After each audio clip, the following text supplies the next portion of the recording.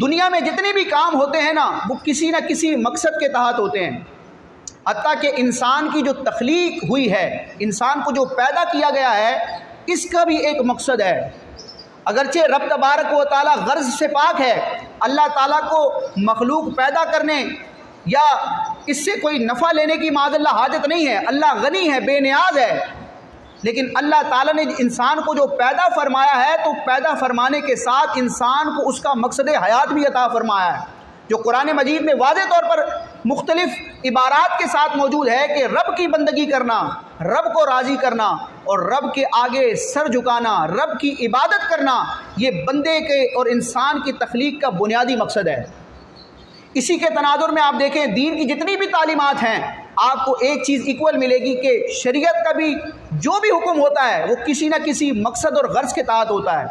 اور جو کام بغیر مقصد کے کیے جائیں، گول سیٹ کیے بغیر کیے جائیں تو ان کا یا تو انجام نہیں ہوتا، اور انجام ہوتا ہے تو وہ بڑا پریشان حال اور منتشر ہوتا ہے۔ تو آپ درس نظامی کی طرف آئے، آپ قرآن مجید حفظ کرنے کی طرف آئے، دین کا علم سیکھنے کے لیے آئے، تو میرا آپ سے سوال ہے کہ آپ نے کیا کوئی گول سیٹ کیا ہے؟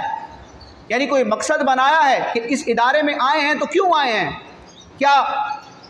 حفظ کرنے کے بعد سند لے کر ہم بس معاشرے میں حافظ کہلائیں گے؟ کیا اس لیے قرآن حفظ کیا ہے؟ اگر درس نظامی کی طرف آئیں تو 6 7 8 سال کا عرصہ مکمل کرنے کے بعد سند مل جائے گی، فاضل ہو جائیں گے، عالم ہو جائیں گے، علامہ صاحب ہو جائیں گے، خطابت مل جائے گی؟ کیا یہ ہمارے مقاصد ہیں؟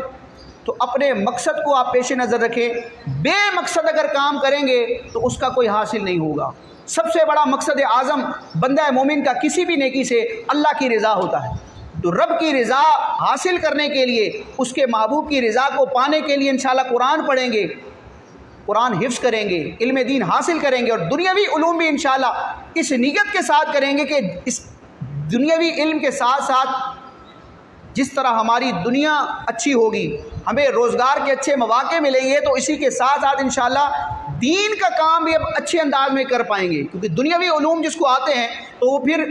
بڑے اچھے اور پروفیشنل انداز میں دین کی تعلیمات کو آگے بڑھا سکتا ہے، اپنا میسج کنوے کر سکتا ہے۔ تو دنیا بھی سیکھنی ہے تو انشاءاللہ اس انداز میں سیکھنی ہے کہ وہ ہمارے لیے ثواب کا باعث بن جائے۔ تو مقصد اپنا بنائیں۔ اس حوالے سے آپ اپنے اساتذہ سے بھی رہنمائی لیں کہ ہمیں کیا نیت کرنی چاہیے، ہمیں کیا عزائم رکھنے چاہیے۔